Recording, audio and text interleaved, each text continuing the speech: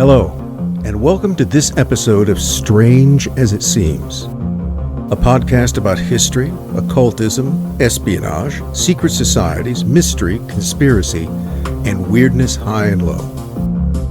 The common denominator is that the topics all embody the strange, that is, something that's unusual or surprising in a way that's unsettling or hard to understand. The aim is to reveal and discuss, but without any definite expectation of explaining or proving anything. Because, more often than not, the closer you look at the stranger it gets.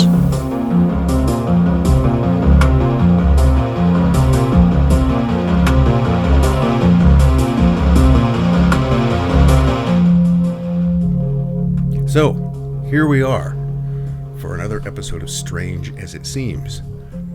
And what are we going to be talking about this time?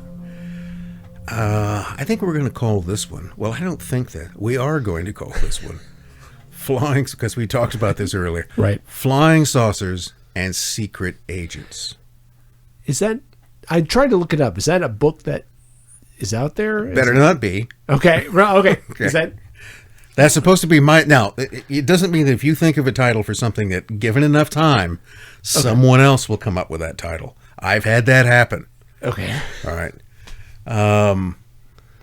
We won't go into that, but it has to. It was the idea of a detective novel. That's what that I was going to write. Okay. And sure enough, I'm going through a bookstore in Santa Cruz, California one day, and I look at it, and there is a book with and it's a detective novel, and it has exactly the same title, not the same plot, or it would have been weirded out by that. So you wait around long enough, somebody else will think of the same thing. You don't think that's some kind of singular? You mean when you think it, do you put it out into the thoughtosphere? Akashic? Okay, the Akashic, out in, maybe. Yeah. All right, that could happen. Or it just could be that it's monkeys at a typewriter. That sooner or later, someone else is going to come up with the idea. Well, whatever it is a good title. I like it. Just why I've stuck with it. And in a way of a kind of introduction and possible disclaimer, it is the title that I have proposed for a TV series, kind of a Netflix documentary thing, which is floating around out there in, limbo, and will probably, so far, it's not amounted to anything. So there was that idea, and then the other idea I've had is taking that and actually writing a book with that title. Okay. So turning them book chapters instead of what would be episodes. I like the episodes approach better than the book approach because I'm kind of tired of writing books. Yeah. Nobody reads books. I've never made any money off of books, so there's not a lot there. Just in case anyone is thinking about the road to fame and fortune is writing books.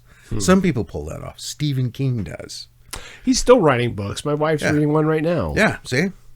Pretty soon. You're successul as an author when it's your name. Yeah. Which is the biggest thing in the title because that's what's selling it. It's a Tom Clancy, yeah. But nonetheless, so Flying Saucers and Secret Agents is a kind of ongoing project of mine. So we're going to have this episode, and we may have other episodes because this again is a kind of introduction to this topic.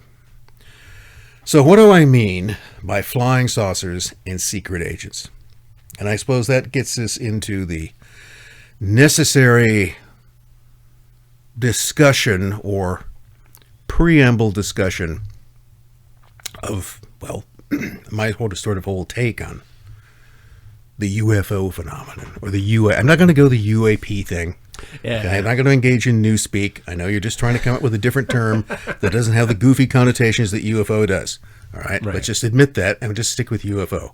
Is that you think that's a credibility thing or trying to make it sound more scientific? Well, you could argue that aerial phenomenon, is a little bit than flying object, but it's saying the same thing. Yeah. So, never aerial phenomenon arguably embraces a wider array of possibilities than flying object, but not in any kind of meaningful way. Mostly, I think it's just a way of trying to come up with a new acronym that doesn't carry the loaded potential silliness that the other one has accumulated, which I think has not so much the case as it was anymore. So what's my take on this type of thing? What has become the dominant narrative? We've talked before in these episodes about narrative. You got a few facts, you come up with a narrative, you come up with a story to embed those facts in. The narrative about UFOs, which has certainly taken over, is the dominant one, is that these are craft or phenomena of extraterrestrial origin, that they're aliens, and that this is somehow connected to proof of extraterrestrial life, and that they visited the Earth and have done and are doing things here. I mean, there are whole ongoing television edifices like Ancient Aliens, which are based upon this whole idea, generally without a lot of evidence to back it up. But it's the narrative that's compelling in this case.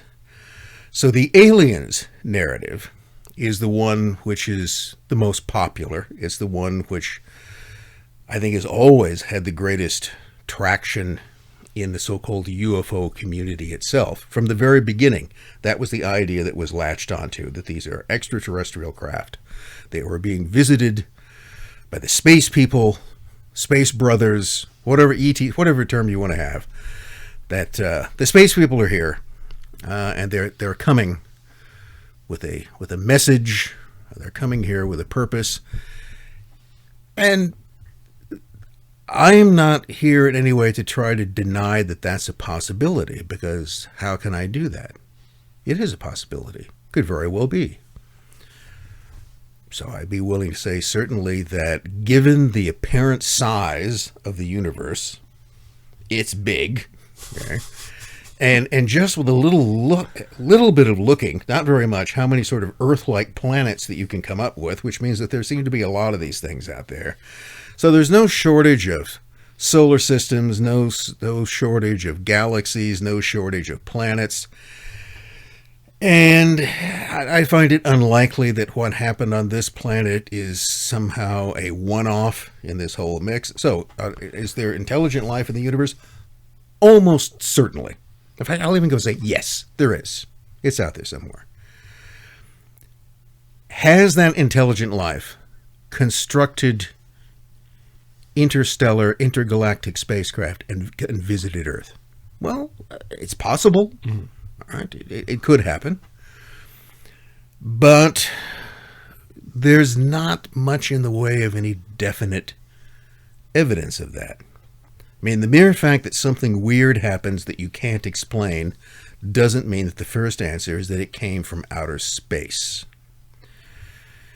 And so it's not the whole possibility of ET influence or contact that I'm not arguing against anything. I'm not trying to debunk that. I'm not trying to argue that it couldn't exist. It certainly could, but there are other things which are probably involved in it that are closer to home. The simple argument being that if something takes place on Earth and UFO contact experiences, the phenomenon is an earthly phenomenon, it's not happening in outer space, it's happening here, then it most likely originates here in most cases. My basic take is that the UFO phenomenon is, one, there's no question that there's a phenomenon. Look, people see weird things in the sky.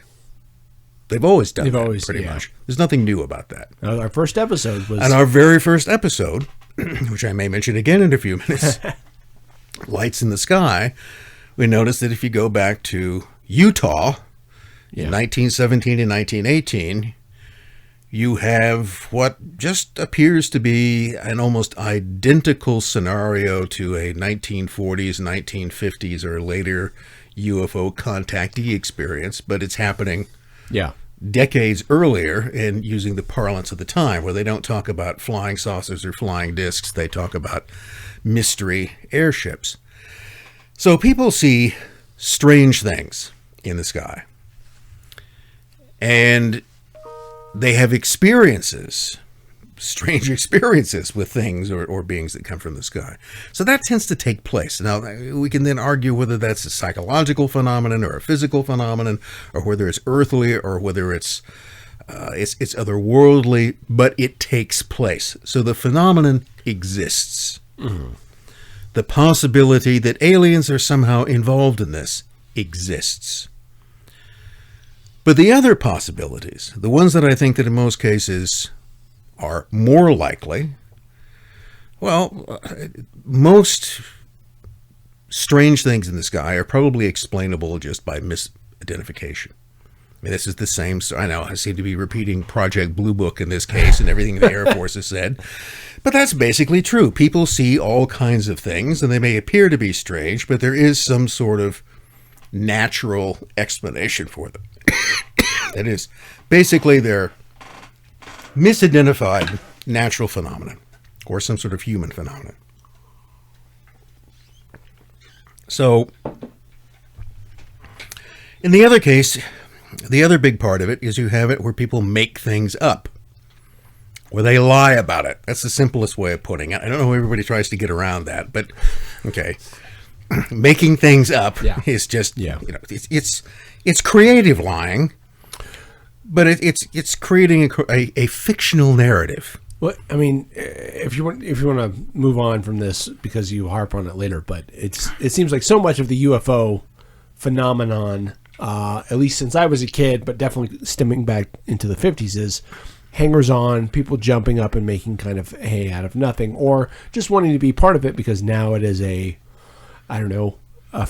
craze. It's a way to kind of get in the limelight. Well, it's a way of getting attention. Yeah. And it's not like, but people do something like that just to get attention? Yes. Yeah. Okay, people do all kinds of often really stupid things to get attention. I mean, look at YouTube, all right? Yeah. Look at TikTok. Look at the things that people will do to get attention. And the other part of it is when money becomes involved, when you figure out that there's some way of monetizing that kind of narrative, you have it as well. But again, I don't want to argue that anything else that can't be explained by misidentified natural phenomenon are simply people making up stories and like. But those are parts of it, and there's no getting around that. But there are others, and there are plenty of others, that are legitimately mysterious. But what I want to look at in terms of flying saucers and secret agents isn't necessarily the people that are lying, isn't the misconstrued natural phenomenon, but where there's another kind of misidentification.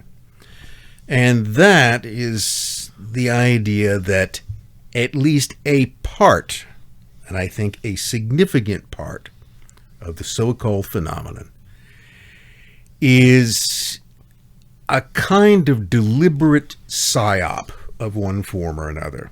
That is, it is invented, but for a purpose, and that purpose could be to disguise classified military technology. We may discuss one case of that early on. Pretty clearly it was involved was the U-2 plane. Yeah. And the U-2 was used by the CIA, for anyone who's forgotten about this. It was a high-altitude reconnaissance plane. And beginning in the mid-1950s, it was used to make overflights of the USSR and other areas until one was shot down around 1960, which revealed the whole thing. But one of the things that even the Air Force noticed is that the test flights of the U-2, which were flying up around 60,000 feet, I think, much higher than other aircraft, is that when they began, and this was a very secret program, no one was supposed to know about it because you didn't want the Ruskies to know that you had these type of planes, that there is an uptick in UFO sightings. And it seemed in areas where those tests were taking place. And so what people were doing is that they were seeing U-2s. They somehow were picking this up. And these, of course, it was an object. It was aerial and it was unidentified. But none of that could really be admitted. So in that sense, the concept of flying saucers, the idea maybe of, little green men from Mars and shiny craft, well, that was an idea that could distract. That was an alternative explanation, an explanation that you didn't have to do anything other than just sort of foster in a way. So I guess what it comes down to is that I think that there has been a great deal of psychological manipulation, cover-up of one form or another, not a cover-up of extraterrestrial contact, but a cover-up of very mundane earthly programs of one form or another, which the UFO phenomenon was used as a whole sort of matrix to embed these things in. And the connections, you might simply put it, between UFOs and intelligence and the even murkier realm of psychological operations. So maybe to get the ball rolling on this, let's go back for a minute to that very first episode and to the Utah airship mystery. So I don't want to go in and rehash the whole thing. If you're interested, please go back and watch the episode. It's on YouTube. and that will explain everything there. But simply suffice to say that among the individuals, among the sort of cult of people who believed that they had made contact with some sort of space being who had given them technology to build these fantastic flying craft, which we never saw, that no one ever saw. Not a bit, which were people saw lights in the sky, but no one ever saw one of the crafts that supposedly was behind this. But one of the things that would come up from time to time in the otherwise completely unverifiable and highly improbable story that these guys told was that they would mention being in contact with certain government agents. Oh, yes, we talked to somebody in the War Department about this, because this is back when it was a War Department.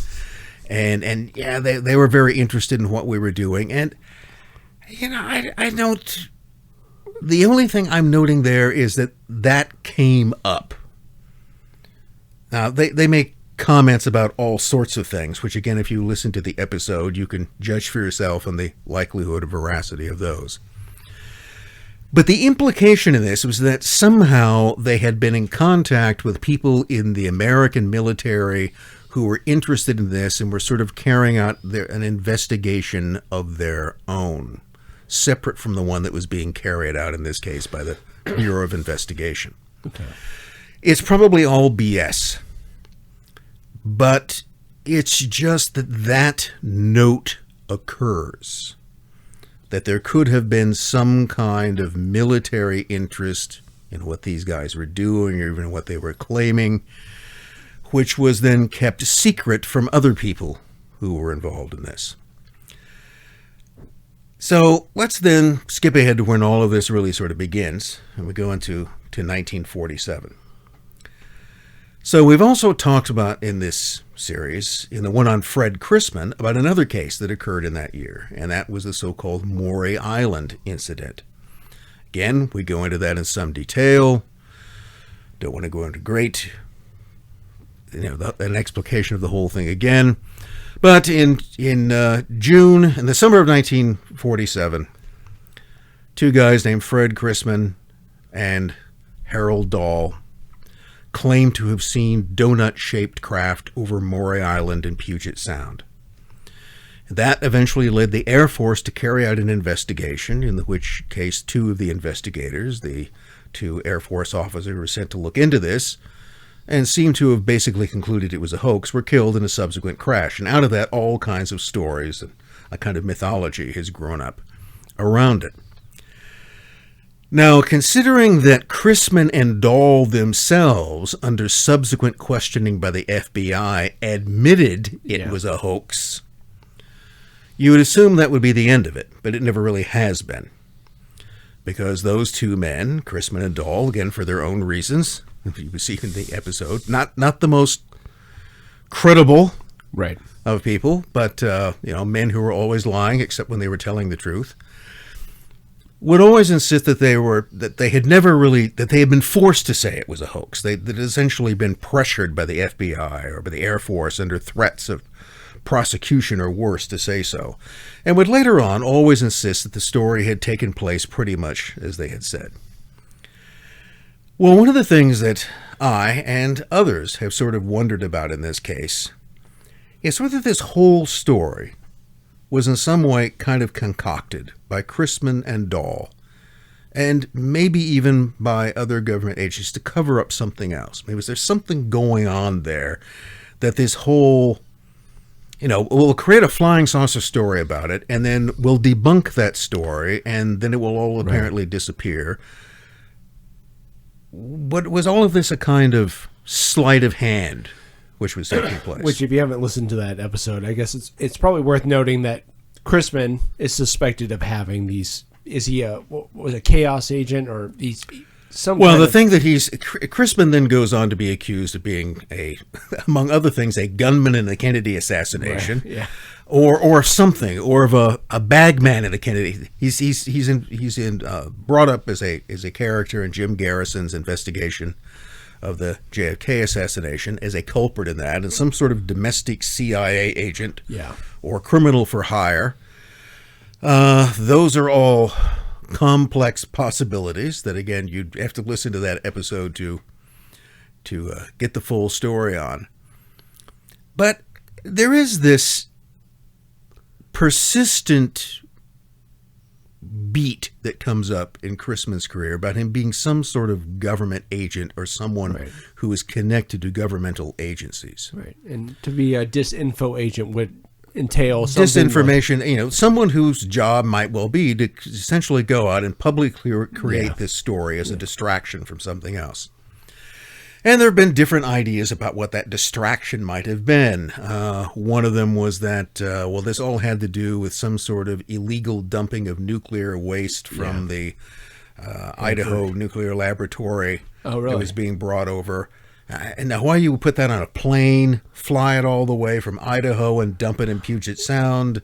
Well, I mean, just to further the conspiracy, they didn't know. Hanford, Plutopia is a great book. Yeah, they didn't know they were poisoning everybody. No, okay. But it's just, if you're going to dump it in the river. Right. Okay. You've got a whole river. You got the Columbia River. Let's just throw it in the river. Yeah. Why take it over to Puget Sound? Bury it in the ground. So it's one of those things that has it sounds intriguing, but it doesn't seem to make any sense logistically or otherwise. But we're dealing with the military here, so who's to say that couldn't happen? You're dealing with governmental agencies, so who's to say that someone might have come up with an idea? Another idea is that what they actually witnessed was the breakup of a meteorite. And these are, but why that would become a secret, one doesn't. Of course, the other day, it was some sort of like early missile test. Well, this is 1947. It would be a really early missile test. Well, there's Bangor, right? There's a lot of naval assets in the Puget Sound. So maybe it was connected. If we're talking about military cover-ups or something to that effect. There was, think that there was some sort of experiment which was taking place. Okay. Some sort of military experiment. Maybe some sort of aircraft. You don't have to have missiles in that period. Some sort of experimental aircraft. Something crashed near into the island, and this whole story was then ginned up to kind of explain what happened in case anybody else actually saw something, but then also to bury it, to turn the whole thing into, to invent a story which you will then subsequently discredit, so hopefully the whole thing simply disappears. I think it's an off chance that could have been involved, but I don't think that it's impossible that something of that kind might have been going on. So let's segue, though, to another, and in many ways, much better known UFO case that occurred in 1947, around the same time. Yeah. And that's Roswell. So, again, I have to admit that the Roswell case, like virtually everything connected with UFOs, for years and years and years, I studiously ignored. Okay, so I want to point out to people who go, this is not something I have spent my life studying. Yeah. Okay, I am applying a methodology and an outlook I've applied to other things that I've studied to this, and I will also admit it was something that I went out of my way to ignore. As soon as you brought up flying saucers, I didn't want anything to do with it. That wasn't because I was afraid of it, it's just because it just seemed to be so full of Huckster, BS. Yeah, right. That it was very difficult to find any kind of solid base to it in that sense. Well, there's heavy personalities. At least, let's say when I started paying attention as a kid, I used to watch that TV show Sightings in the early '90s, and it just seemed like there was a lot of folks who would kind of ride the wave in on. Billy Meyer is one that people talk about over and over. Who was the one who was the underground bases in the Archuleta Mesas, and he's missing fingers, but then supposedly he lost those fingers in some kind of really mundane accident, and Phil something. Anyway, to me, it just felt like there was not the stories are recycled over and over and over. And Roswell was kind of one of those where does it reappear in the 80s because somebody wrote a book? It comes up again at the early 1970s. It basically happens again in the summer of 1947. And then is largely forgotten until the late 1970s. Because, again, rather like Maury Island, it was rather quickly dismissed, not so much as a hoax, but as just a kind of misidentification. That there was no there. So when my interest was sort of drawn back into this fear, when I decided that, okay, let's go back and let's just try to apply some kind of basic inquisitorial methodology to this. Just go back and look at it the way that you would any other kind of historical event. And the way you do that is you go back to the beginning. Okay, you look at the early reports because things change over time. So it doesn't necessarily mean that whatever was said at the beginning is the truth as opposed to what came later, but it's what you start with. Everything else derives from that. Everything else that will come along later is simply an elaboration of the original stories. So as I began to put it together, one of the things you could say is that, well, what happened at Roswell? Well, why nothing? And quite literally nothing, because nothing happened at Roswell, New Mexico. Yeah, wasn't it? Is it Rachel, Nevada? It's 80 miles away. It's 80 miles away. Yeah. And on a ranch near the little, burg, if you can call the town of Corona, and it's not even close to that. It happened in the middle of nowhere. Max Brazel's ranch. Actually, it was a ranch he was either leasing or managing. Okay. The ranch has a different name, but he's living there with his family, and basically he's out riding the ranch one day, and he comes across some debris that's scattered out there, which doesn't seem to belong there. But there's a whole timeline on that. I mean, he first runs across this stuff around the middle of June of 1947. It doesn't seem to be particularly important or particularly interesting. So keep in mind, there's nothing there's no like flying saucer stuck in the ground with little bodies lying there. There's no references to little bodies at all. There's just what appears to be a lot of sort of rubberized tinfoil sticks and paper tape, most of that. I mean, nothing that you would assume would be solid enough to build a spacecraft out of. And that's all anyone originally mentions.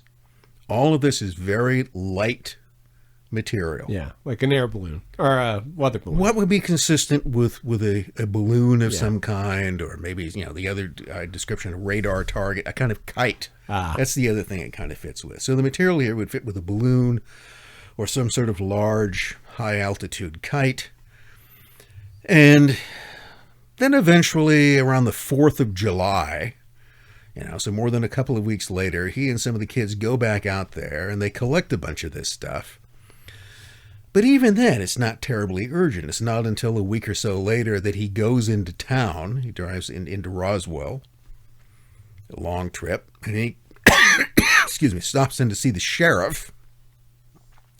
And he happens to mention to the sheriff, but doesn't go to the Air Force initially. Yeah. Just mentions to the sheriff that we found this kind of weird stuff scattered on the ranch. Maybe the guys at what was then the Roswell Army Air Base might be interested in this.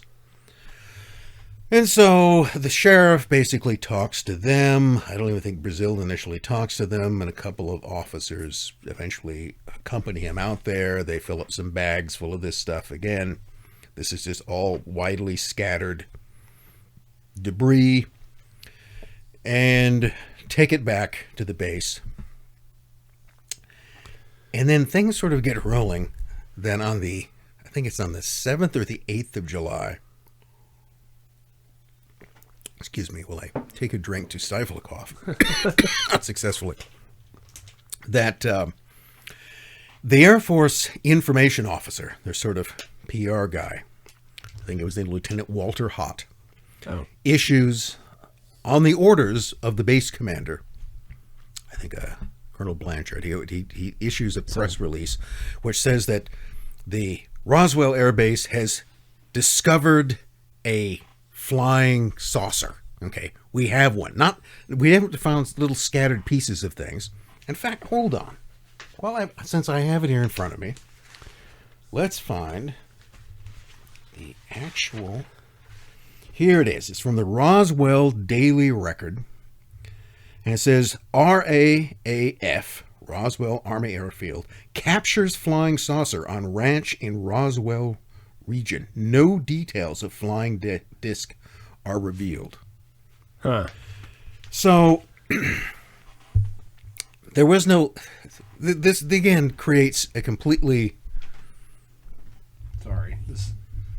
I have this too low. Okay. We're fiddling with the microphone. There we go. I'll erase this. So, there are two different stories right away. One, the story that Brazel and his wife and his children will later tell, and even some of those who saw the early debris, that it was essentially scattered debris that was collected on the ranch. Nothing in the terms of an actual craft of one form or another. But then you have the press release, which now claims that we have captured a flying saucer. Yeah. Why? Why was that press release written? And this is where you then will immediately get the subsequent interpretation. Remember, those are the basic facts. Okay, the facts are that Brazel never claims to have seen a saucer. Everyone claims to have seen scattered debris. The fact is that, as the newspaper would show, that the Air Force then claims that they have recovered a flying saucer. So that subsequently leads some people to believe that it's the saucer story which is real. That Brazel and everyone else, when they're talking about the debris, are lying. They're giving a kind of cover story. And that it was actually the press release that gives everything away, and that's what was then subsequently being tried to cover up with the balloon story that will subsequently emerge. But right away, you get these two conflicting narratives. So what's interesting in this is to look and see what these sort of early descriptions are. One of the best descriptions comes from Bessie Brazel. Bessie Schreiber is his daughter. And she actually gave this statement in the 1990s. Oh, really? So this is some years after that. Okay. But, time may have affected her memory. But this is what she recalls. The debris looked like pieces of a large balloon which had burst. The pieces were small. The largest I remember measuring about the same as the diameter of a basketball. Most of it was a kind of double-sided material, foil-like on one side and rubber-like on the other. Sticks, like kite sticks, were attached to some of the pieces with a whitish tape. The tape was about 2 or 3 inches wide and had flower-like designs on it. The flowers were faint, a variety of pastel colors. The foil rubber material could not be torn like ordinary aluminum foil. I do not recall anything else about the strength or the other properties of what we picked up. We spent several hours collecting the debris and putting it into sacks. I believe we filled about 3 sacks. So that's what she remembered. And then there's an interview with Mac Brazel himself with the Roswell Daily Chronicle, which was the day and July 9th, 1947, so a day after the announcement came out. And he talks about he and his 8-year-old son were the first to discover it on June the 14th. And he talks about, let's see, he notes the fact that, Well, he went to see Sheriff George Wilcox, and whispered kind of confidential-like that he might have found a flying disc. All right. Brazel says this? Brazel said. Now, this is what Brazel says he told the sheriff. Okay. I mean, because there were all of these, I should add that American newspapers at this point in time were full of stories, days before this, about flying saucers or flying discs being seen. And it just seems to have occurred to Brazel that maybe all this stuff scattered everywhere might be one of them. And Wilcox got in touch with the Roswell Army Airfield, and Major Jesse Marcel and a man in plain clothes accompanied him home, where they picked up the rest of the material of the disc, in quotes, and went home and tried to reconstruct it. And he gives a description, again, of what they found. Brazel said that he did not see it fall from the sky and did not see it before it was torn up, so he did not know the size or shape that it might have been. But he thought it might have been about as big as a large tabletop. The balloon which held it up, he thinks it was a balloon, if that is how it worked, must have been about 12 feet long, he felt, measuring the distance by the size of the room in which he sat. The rubber was smoky gray in color and scattered over an area of about 200 yards in diameter. When the debris was gathered up, the tinfoil, paper, tape, and sticks, notice he's describing the same thing as his daughter, tinfoil, paper, tape, and sticks, made a bundle about 3 feet long and 7 or 8 inches thick, while the rubber made a bundle about 18 or 20 inches long and about 8 inches thick. In all, he estimated the entire lot would have weighed maybe 5 pounds. Wow. So fairly light material. There was no real sign of any metal in the area, which might have been used for an engine, and no sign of any propellers of any kind, although at least one paper had been glued to some of the tinfoil. There were no words to be found anywhere on the instrument, although there were letters on some of the parts, considerable Scotch tape, which he identifies as Scotch tape. Considerable Scotch tape and some tape with flowers printed upon it had been used in the construction. So nobody ever, at least that I've heard when they talk about this, it's like, wow, They said they found a few things after the fact. And nobody talks about Brazel and his daughter saying, we found a bunch of tape. Well, here's the simple reason. Why these descriptions don't get discussed is because they do absolutely nothing to support the idea that this was a spacecraft or any kind of actual craft, alien or otherwise. Yeah.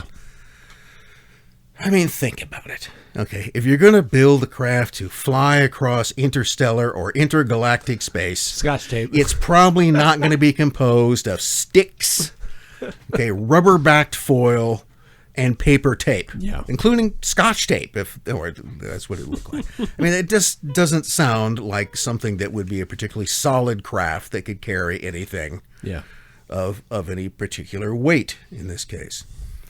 And I think that's one of the reasons why these early descriptions later on tend to be edited out, because they're not consistent with the narrative that one is then promoting later, where the idea of having a solid crashed spacecraft is one.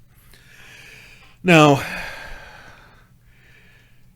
it's since been argued that Brazel was, just as we said that as Chrisman and Dahl would later argue that they were pressured by the FBI and the Air Force to call it a hoax when it really wasn't, that Brazel was pressured to give this kind of description to dispel any kind of, to go along with the Air Force's argument that this was a crashed weather balloon, to make everything sound as if it was consistent with it. But this is still the story that his daughter is telling in the 1990s, when you have other people who claiming that, no, we saw a real flying saucer and bodies lying around, which never comes up, because the story will continue to get more and more elaborated as time goes on. But many years apart, Brazel and his daughter seem to be describing the same thing, and what they're describing is not particularly consistent with any kind of wrecked craft, in the sense that if you're thinking about a flying saucer. So that's the main reason why. Well, okay, all of this stuff is bundled up. It's sent to Fort Worth. It's examined by Air Force officials there, in particular General Ramey. And it's Ramey who then on the 9th of July issues a statement to the press saying this is a crashed weather balloon. That's all it is. Now, to further complicate the picture, you've got two of the Roswell Air Base officers involved in this. Marcel, who's the intelligence officer in the base, who actually goes out and helps collect the stuff and bring it back. And then you have Walter Hott, who is the information officer, who's the one who issued the press release saying that we've captured a flying saucer.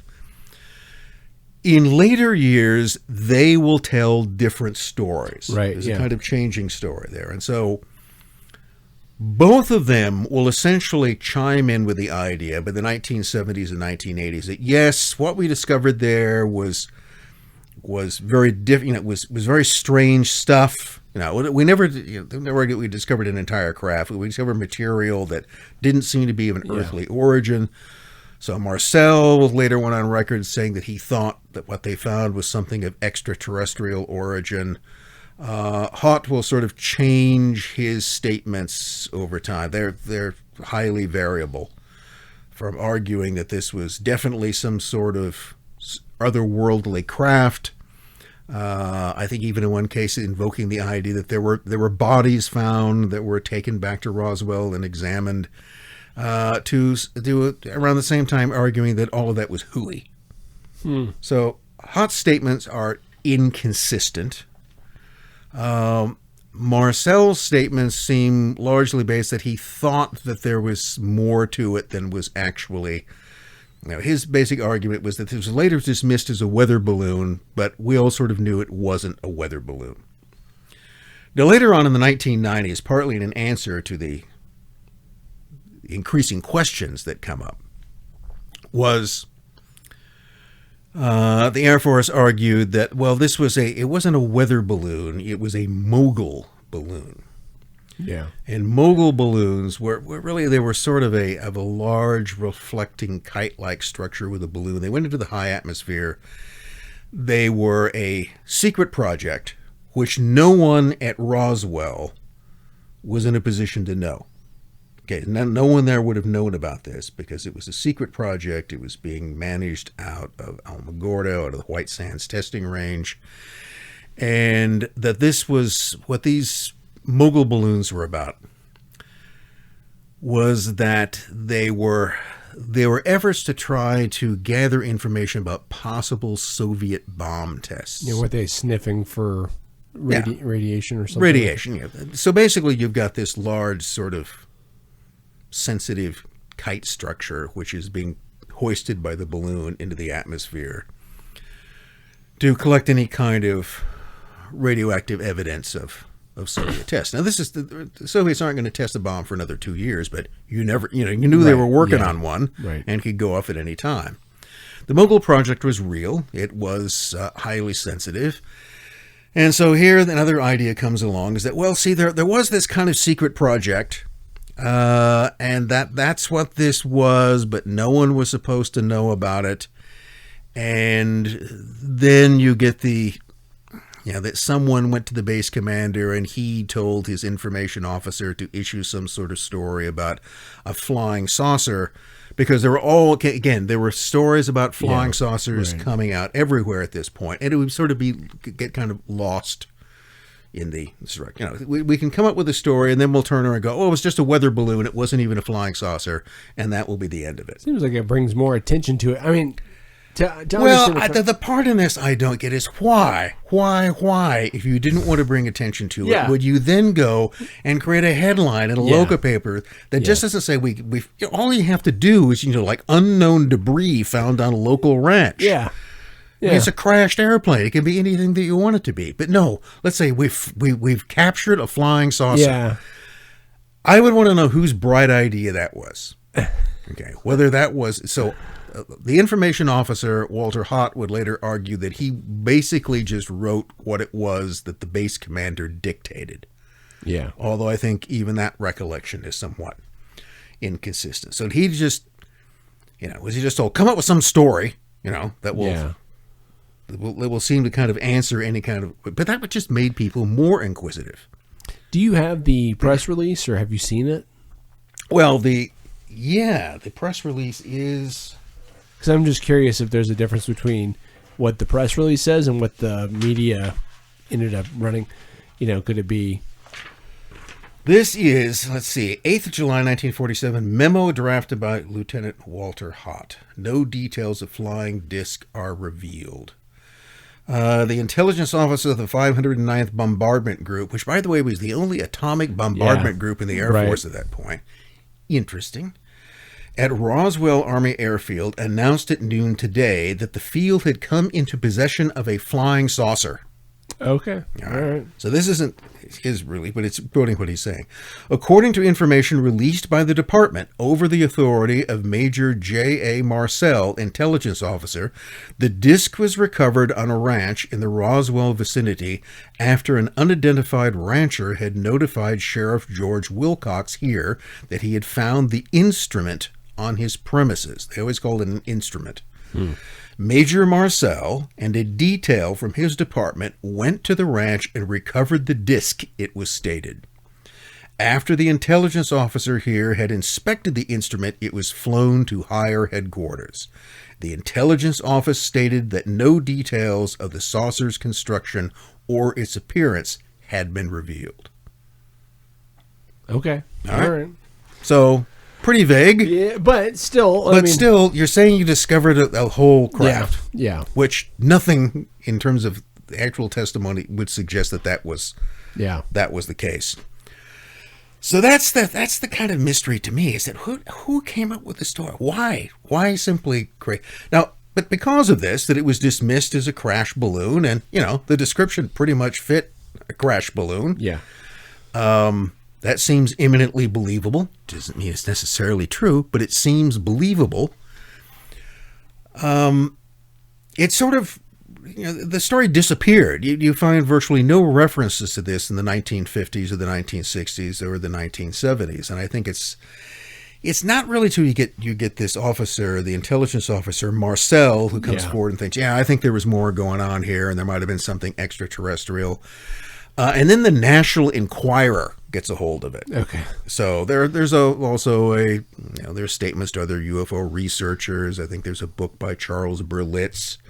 This was coming off the whole Philadelphia experiment book. Oh, really? All right. Okay. And then the National Enquirer gets involved. So does that help the situation? I guess that tends to what you think of. There's a movie Philadelphia Experiment as well, right? Yeah. Like a really low, was this the same time basically? This is the whole ship which is made to become invisible. Right, yeah. With Tesla stuff or something. Yes. Yeah. Okay. Another one of those things that seems Okay. either it's a massive cover-up which has made this entire thing go away, or it never happened. It's one of those two things. Yeah. So there certainly are those. Again, to me, the big question, Roswell, is why would you come up with that statement about recovering a disc? Whose actual idea was this? But that's the kind of initial confusion which has fueled this later on. This is where someone who would go back and look at it, well, right from the beginning, you seem to have two sort of different stories. And so looking at this from the standpoint of flying saucers and secret agents, well, what would be a psyop or a military purpose in this? Well, one, again, is to cover up the Mogul balloons. Another possibility, which I'll throw out,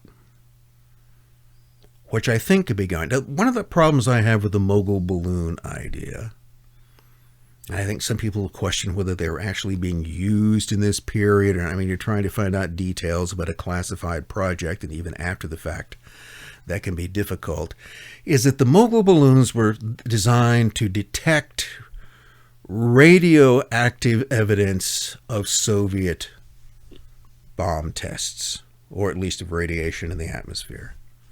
Now, why would you be doing that in New Mexico? Yeah. That's, if you're going to be looking for that, you would want to position them somewhere closer to the USSR, I would think, that there'd be better locations than that. And So what do we know was going on in New Mexico in this period? Well, we know that that's still the center, that 2 years before the first atomic test had taken place there. We also know that maybe just another 80 miles away to the southwest is the White Sands Proving Ground, Alamogordo, where all kinds of still atomic-related work is taking place. And my suspicion, okay, I'll throw out yet another possibility in this, is that New Mexico, in this point, is still the main storage locale for American nuclear materials. Yeah, beyond, was it Oak Ridge? Was Oak Ridge the last? Okay, there's some there, you know, okay. and Paducah, Hanford is going to have some of it as well. But the actual bombs were put together. So if you were sort of looking, now who would be interested in that? Who would want to know where the Americans had all of their nuke stuff stored? So you think this is something to throw the Soviets off? As they have this? It could have been some sort of disinformation to try to throw them off, or it could have been the Russians looking for that. Oh. Now, how could they have done it? Well, turns out they also have high-altitude balloons. Yeah. And got on a map once sort of looking at weather patterns in that particular area. And if you were to launch a balloon from, say, northern Mexico, it would sort of float up and then sort of head off to the east. You could get it to go up over New Mexico. And so is it possible, and remember, I just bring this up as a possibility, that what was actually being covered up here, that what they found, what this wreckage wasn't of a Mogul balloon, and it wasn't of a weather balloon, it was of a Soviet balloon which had been launched from Mexico with, you know, a balloon with a Geiger counter, okay, had a radio, flying over this, trying to figure out where the Americans had nuclear storage. And what makes it, I have never thought about that, and I'm ashamed, but, you know, the recent flap about the Chinese surveillance balloons, I think adds some plausibility to what you're talking about. Yes, balloons are saying you just fly the balloon, it just kind of floats over slowly. And that's one of the things that they would not want to announce. Yeah. Oh, I mean, that's so you'd have to imagine that they find this stuff. Maybe initially they think it's a weather balloon. They get it to Fort Worth, and they're looking at it and realize, well, this isn't one of ours. Yeah. Okay, this is something else. Well, then where did it come from? Whose is it? What's going on? Do you then want to make an announcement? Well, the Ruskies are flying balloons over New Mexico. Yeah. No. You would never want them to necessarily catch on that you knew that's what it was. So what's just our relationship with Russia at this point? Because Yalta was kind of the fallout, right? And that was what, 45, 40? Well, 47. The Cold War is on. It's on, yeah. Okay. We have that begins in early 46. Crap, what's his name? The book was published in 51, but basically the Iron Curtain stuff already comes out by like 47, 48. I thought Morgenthau. That's Morgenthau.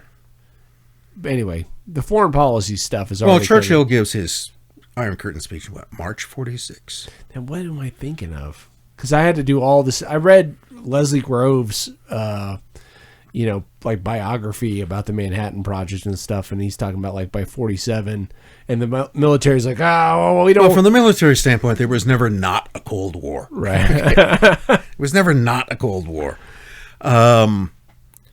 There had always been high suspicion of that. I mean, the whole revelation of the degree of Soviet espionage which was going on was discovered by what would then later become the NSA, but which Army counterintelligence, signals intelligence at the time. The Venona Project was the one who had first detected that. So, no, they never trusted the Ruskies even during the war. Yeah. For what turned out to be perfectly good reason, the other way around. But I think that could, it's one of those things, it's a narrative that could explain that.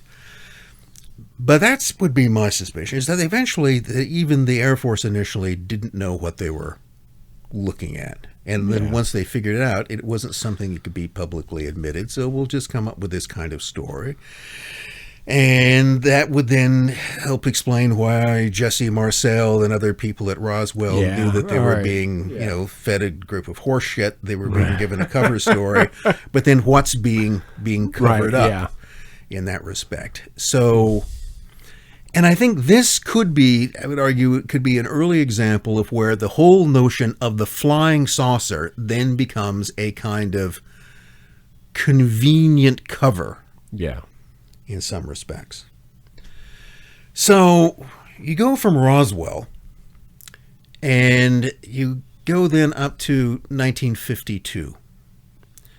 So there had been this whole sort of gigantic flap about saucers back in 47 and 48. Then things had kind of died off for a while. And then it comes back in 52.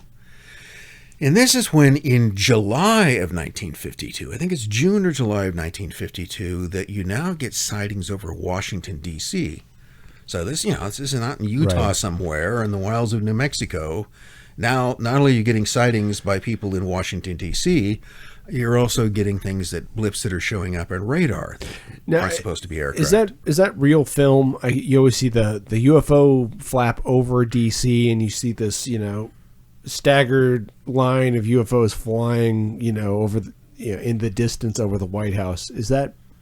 I don't know. I can't. Is that? See, that's the question you have to. Is that a real film? Yeah. Or is it a someone's later reconstruction? That's what. Yeah. But it's another example of how things get muddied after the fact. I mean, one of the things that will get combined into this is where you get movies. And, everything from The Day the Earth Stood Still to Earth versus the Flying Saucers. I mean, I once saw someone argue Earth versus the Flying Saucers is a passably good sci-fi movie, which is Earth being attacked by guys with flying saucers. Yeah. Okay, as the title tells all. But it does show, sort of saucers flying over Washington, D.C. and the rest. And, I've seen that used in the background of what are supposed to be serious discussions about UFOs as without actually saying that this is a movie. Yeah. Okay. This isn't the actual thing that's taking place. So, but the sightings over DC in the summer of 52 freaked people out, including people in the military. Yeah. And in the government, because these things, again, are showing up in radar. They're being, we can't deny, it's not just a bunch of rubes somewhere. Yeah. Okay. That you can say that, well, they had too much to drink or they, misinterpreted something. This is now being seen by serious people. So as a result of that, there are high-level secret meetings, which involve the military services, the Air Force, and the Army, and the Navy, who basically all say, we don't know what these things are. Okay, a lot of attention was given to the Air Force, and the Air Force had to admit, we don't know what they are. We don't know whether these are radar anomalies or whether they're real craft. And that was kind of a problem because no one really wanted to come out and admit the one thing you don't want to say to the public is that we have no idea. Okay, yeah, these things are flying around. We don't know. Okay, people who are in charge are not supposed to tell you that we don't know. They're the guardians of the country.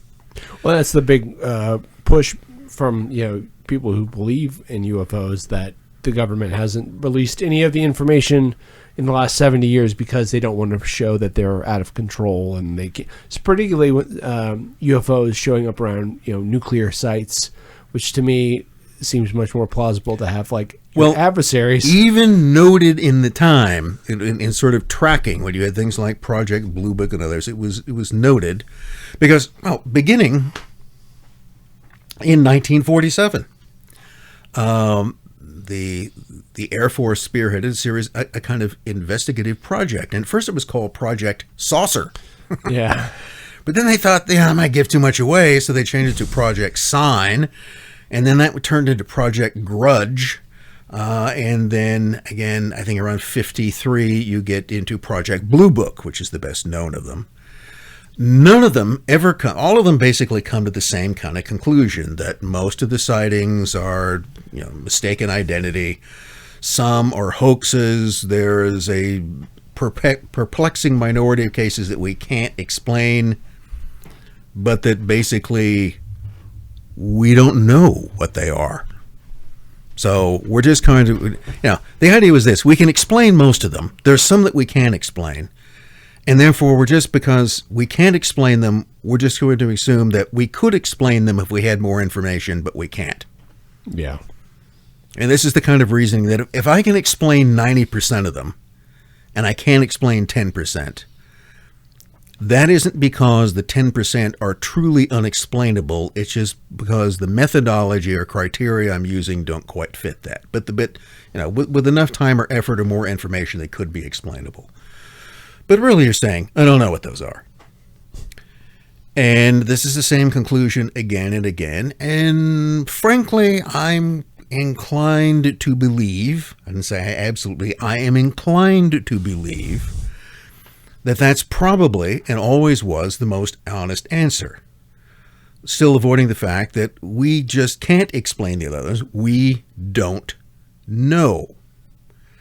But that, again, is not something that people in authority ever really want to say. It's a very unsatisfying answer. But most interesting to me, the other agency which is involved, in fact, which sort of spearheads this whole inquiry, okay, guys, what's going on here, is CIA. Right. Yeah. 47. Okay. Well, this is 52. So now we got to 52. So they want to know, okay, so what's going on? And their whole argument is that, look, this is this a potential threat to national security? And the CIA, just like the military, is there to protect national security. So if there is something, but the other reason they're involved in it is, what is the CIA's actual mission? It's not to protect the airspace of the United States. It is to guard against foreign espionage. Right. So the reason why the CIA in 1952 sticks its nose in a very forceful way into the UFO debate is because they think there is a possibility that this involves foreign, not extraterrestrial, but foreign agencies. Yeah. And at one meeting in particular, in July of 52, and one of the people there is the head, the director of Central Intelligence, who was then General Walter Bedell Smith. And one of the questions here is all of this some sort of risky psychological operation? Because they're considering, okay, are they behind this? And they can't actually find any kind of evidence that they are. This is the other thing, is that we don't, is this some sort of, crazy commie technology that we don't know anything about? Well, we don't know. Okay, we don't have, presumably they had intelligence sources inside the USSR. They must have had some, and they've got those people looking around. So are they building flying saucers? Are they flying them to New Mexico and crashing them? And what's going on here? Don't get anything there. But one of the things they did find suspicious in 52 is that in looking through Soviet, that they found out that in the USSR at this time, publicly at least, nothing is being mentioned about flying saucers. Huh. Now, it later turns out, some Russian sources, that yes, there were sightings there, but nothing is being discussed in the Soviet press. Mm-hmm. So we got flying saucers here, and they don't seem to be reporting any. Now, is that because they're not reporting any because they don't happen there, because they're manufacturing them? Right. Or are they not reporting them because they are happening there and they don't want us to know about it? So what is it? Okay. Are the commies instigating this type of thing? Are they covering up the whole thing? Yeah. So the meeting is very inconclusive. It's not really certain. The Russians could be behind it, but they don't see any actual evidence that they are. But then there's just the idea is that could they kind of just be encouraging all of these stories? And could they exploit the kind of public interest in, or even they've already got kind of public hysteria about these, as a psychological operation? Because one, what could it do? It could be used to undermine the American public's faith Right, in its military and political leadership, especially if they come forward and go, we don't know what these things are. Yeah. Because that's essentially, people were saying, we're seeing these weird things. What are they? Tell us, wizard. And, the wizard, Great Wizard of Oz goes, I have no idea. No. So that could be it. Or are they is it some sort of way that they're going to try to overwhelm our radar before they attack us? Yeah. Or is just all some sort of an effort to, to mess with our heads? That's what they're doing. But in the midst of all this, or maybe towards the end of the meeting, Bedell Smith, CIA director, wonders that, is this something that we could utilize in our own psychological warfare program? That's where my mind has been the whole time. Okay, so, that's interesting to me because, one, he's just admitted that apparently we have a psychological warfare program. Well. Okay, well, that's not big of a surprise to you or I, but yeah. That would be a surprise to much of the public. And who is that psychological, or what is that psychological program being used against? The Russians or the American public? Who are we talking about that's running this? Because we know the CIA is not supposed to be doing domestic operations, but they do. Which they do. Yeah. Okay. And they have their own, it's another office that's called something else, I forget. Well, they run a thing called the Domestic Contacts Office. That's, okay, yes. Or a Domestic Contact Service. But they do. Well, they can't carry out counter-espionage operations in the U.S. Okay. They can't spy on Americans in the U.S. And they have no police powers. Right. That's the main thing that they're chartered. They can't arrest you. They can't prosecute you. They can't jail you. Yeah. Doesn't say they can't surveil you. Sure. Or have you killed. Sure. But nevertheless, they can't do anything. They have no judicial or police powers. On the other hand, if they suspect that you are part of a foreign intelligence, if they suspect that you are an American acting as a Russian agent, yes. Okay, because that then induces in foreign espionage. So, if they think that you're working for the Russians in Europe when you come home, they're not going to stop looking at you. Yeah. And there's cross-pollination with them and the FBI to get around these things as well. They and the FBI hate each other. Really? I thought they worked together on some of this domestic stuff. Unless that's... J. Edgar Hoover never thought there was any necessity for this organization. Yeah. Remember, during World War II, he tried to broaden the FBI into a foreign intelligence. I thought that was part of the deal, was like you get some kind of overseas assignment as the FBI, in the FBI. And this is not an agency-wide thing. But no, the relations were never good, and they continually deteriorated as long as he was alive. Well, 47... UFO flaps, CIA's, founded. My first thought was like, oh, okay, they're going to show up somehow and then manipulate this whole thing. Well, they're the ones who actually pushed, beginning in 52, for the Air Force to undertake a new investigation. This is where Blue Book comes from. Blue Book is done at the instigation of CIA. It's not really because the Air Force argued, we already did a couple of these and it didn't really come up with anything, so we don't see any point in doing it again. No, you got to look into this again. But you've got to do it, okay? In other words, the Air Force, because it would make sense for the Air Force to look into UFOs, if the public was to find out that the CIA is looking into this would raise questions, and therefore we want to instigate this and encourage it, but we don't want to be publicly identified with it, which is also a little, it's reasonable. I can see the reasoning in it, but they seem to be quite interested in this. The other thing they develop an interest in are all of the different groups, the different flying saucer groups, study groups, because there's a certain element of the public. This is one of the things that they found. The general effort is to dampen down any kind of public belief or interest in these things by simply being told again and again is that, we can explain most of them. A few of them they can't. They're not very important. We can't really tell that they're representing a threat. After all, they don't do anything. They may be around military bases, but they don't seem to. Yeah, they just kind of pop in, pop out. They're not dropping bombs. We can't really tell that any kind of, maybe there's some sort of surveillance which is taking place. mean, look, we don't even know whether these things are actually there or not. Yeah. Therefore, we can't tell what it is that they're doing or they're not. It's the same stories today. These things are flying around military bases, but we don't actually know. Are they just trying to mess with our heads? Are they trying to gather information? Well, are they some sort of potential threat? They never actually seem to attack. Yeah. Yeah. Okay. Fair enough. And but the CIA was, from their intelligence standpoint, began to wonder about all of these groups that were.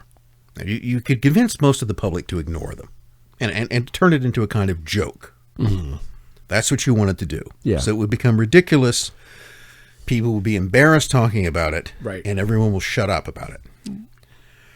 So there is this effort, and you could call this perhaps as part of the psychological warfare effort to dampen down, to marginalize, and to ridicule the whole phenomenon as much, while still wanting to keep tabs on it. Yeah. Okay. This is what Blue Book was really about, and part of it eventually would be to marginalize and ridicule, but the other is to collect a lot of information. What are these people doing? And then you would notice that there were the groups that the certain minority of the population that wasn't going to be dissuaded, which had really caught on to this idea and were enthused for one reason or another, and were forming nationwide groups. And there are a couple of those that they were particularly interested in. Let me rummage through my papers here. This is the declassified CIA report on the CIA's role in the study of UFOs. Oh, really? Okay, there you go. Let me see that. But, CIA's roles in the study of UFOs, 1947 and 1990. A die-hard issue. Interesting. Okay. But there were a couple of groups in the 50s that CIA, and to some degree the military, became interested in. Do you think this later plays into, what's happening concurrently, which is, the different kind of MK Ultra programs about psychological warfare in mass psychology and some of these other things, or? Well, the two they became interested in was a UFO group such as the Civilian Flying Saucer Investigators in Los Angeles. Okay. So that was the CFSI in LA, and the Aerial Phenomenon Research Organization, APRO, in Wisconsin. Both of those were investigated or monitored for subversive activities. Now, one of the reasons why they were particularly interested in Civilian Flying Saucer Investigation in LA is that most of its members were aerospace people. Interesting. Well, you figure guys who work in aerospace, they think there's like some weird things that they were interested in. They're interested in anything that flies. Right. So what's going to happen when you get engineers, flight technicians, and others who are involved in designing aircraft for the U.S. military beginning to study UFOs? What might they come across? Or how might they be manipulated? Sorry, pause. I'm just trying to get to where. Okay. So, if you take those two groups, and they're by no means the only ones, but why they would attract particular attention is that what saucer groups do is that they collect and share information. So you've now got members all across the country. Or maybe even it's just localized areas. Maybe it's just in LA, maybe it's just in the Midwest or whoever. But very often you're trying to spread get more informants everywhere. And, they have newsletters and they correspond with each other. And so what people are doing is they're going out and they're deliberately looking up into the skies. They're trying to see things. They're keeping track. They're keeping notes on what they see and what do I see? Yeah. Where do I see it? When do I see it? And then they're sharing this all together. They're creating a database of information about weird things flying around in the sky. Right. Now, how might that yield results that, let's say, Soviet intelligence could be interested in? Well, one of the things the military knows is we're testing all kinds of stuff. We're working on the U-2. Yeah. There are other projects that are going on. And now you've got these busybodies who are running around watching all the time. Yeah. They're watching and they're cataloging and they're sharing and they're collating information. Now, if a Soviet agent was to infiltrate these groups, even maybe to some degree direct them to look for certain things, there would be useful information, because what they're going to find is that a disproportionate number of these sightings occur near certain military bases, right? And they may be seeing the same sort of thing. And maybe someone, once that information gets back to Moscow, someone may look at it and go, well, what all these things seem to indicate is some sort of high altitude aircraft. Yeah. Okay. Are the Yankees working in some sort of spy plane? Oh, you got to write this book, Rick. Okay. Is that the idea that they're coming up with? So the idea, as strange as it may seem to begin, that UFO groups could be a mine of information for foreign intelligence is quite real. Yeah. And when you begin to get engineers and when you begin to get aerospace people involved in that makes it even more questionable in terms of what it is you're doing. And the other idea is that this whole phenomenon, therefore, needs to be managed or manipulated in some way. And the main thrust of this, outwardly, again, is to make it appear as ridiculous as possible and to discourage people from taking any kind of interest in it. Yeah. But there are other things. Go back a bit. As far as I can tell, the first film presentation of a flying saucer was in a 1951 independent production called The Flying Saucer. Okay. I actually found this and watched it. And, there might be something earlier than that, but I think that's the first flying. So what's the whole film about? Well, there's no aliens in it, which I think it's never gotten any kind of traction. Mm-hmm. No, instead, it all takes place in Alaska, and it's all about an eccentric American inventor, a Howard Hughes type, who has invented a flying saucer. And the efforts by Russian agents to steal the flying saucer. So it's a spy drama, and then the flying saucer is the centerpiece of the whole thing. Sure. But there are no aliens to be found. It's all a kind of rogue inventor who comes up with this aircraft in which the Ruskies are then trying to steal and fly off to Siberia. Okay. So I think it's interesting. That's the first way that it's presented, but you never really see that kind of trope come up again. And The Day the Earth Stood Still comes out and all. Very quickly the alien story begins to take over. So everything, the classic in this maybe is Invasion of the Saucer Men. Okay, later in the 50s. So Kenneth Arnold never says anything in his sighting that they look extraterrestrial, or he just says he's never really sure. I think at one point later on, I think his daughter was that he speculated whether or not maybe they were some sort of like living creatures. Yeah, that's he seemed to think that they were intelligently directed. Yeah. And Kenneth Arnold was a pilot. Sure. He knew how aircraft were supposed to behave, and that was his whole thing. He saw these things over Mount Rainier again in 1947 that didn't seem to behave in the way that aircraft, as he understood them, were supposed to behave.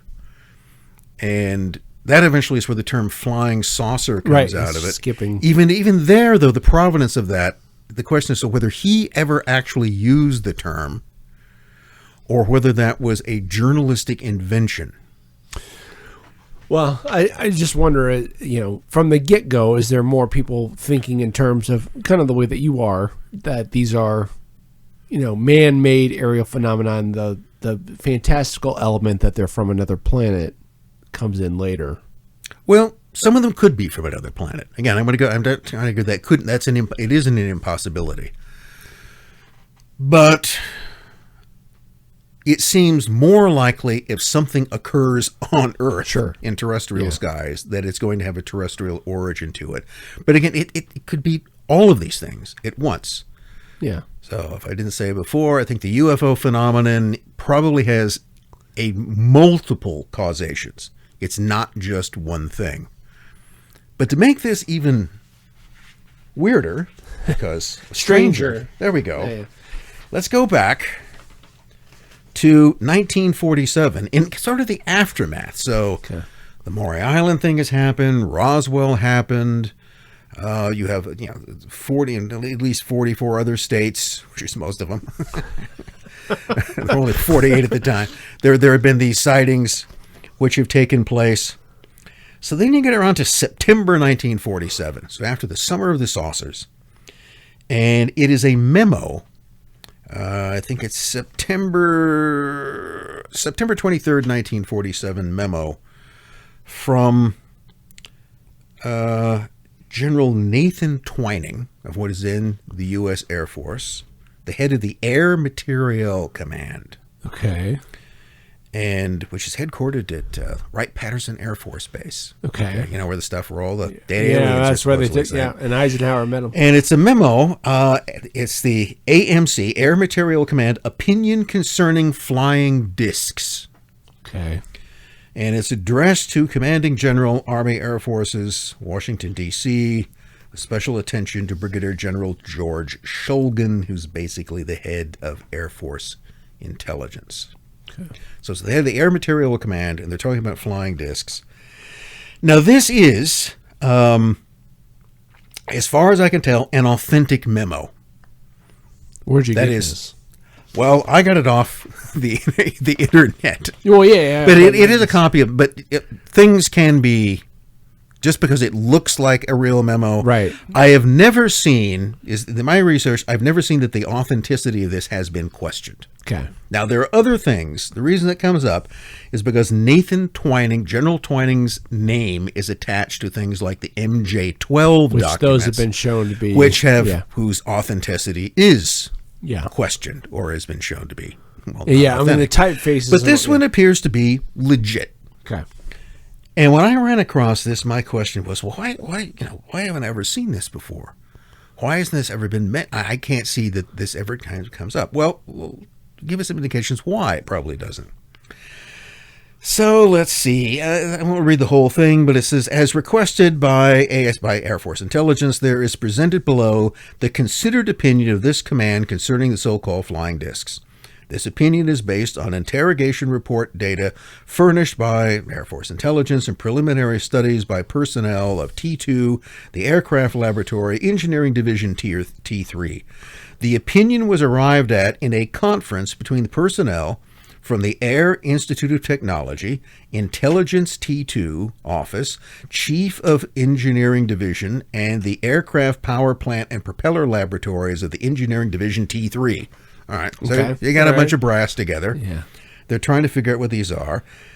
And it is the opinion that, their findings were, the phenomenon reported is something real and not visionary or fictitious. Okay. So September 47, they're saying there's something actually going on here. So people are actually seeing things. There are objects probably approximating the shape of a disc of such appreciable size as to appear to be as large as man-made aircraft. Okay. There is a possibility that some of the incidents may be caused by natural phenomena, such as meteors. Okay, so they acknowledge that. The reported operating characteristics, such as extreme rates of climb, maneuverability, particularly in a roll, and action which must be considered evasive when sighted or contacted by friendly aircraft and radar. That's an interesting point. The thing you notice is these things never appear to be hostile. They never try to engage. Anytime that we attempt to engage them, they engage in evasive behavior. And he goes, this lends belief to the possibility that some of the objects are controlled either manually, automatically, or remotely.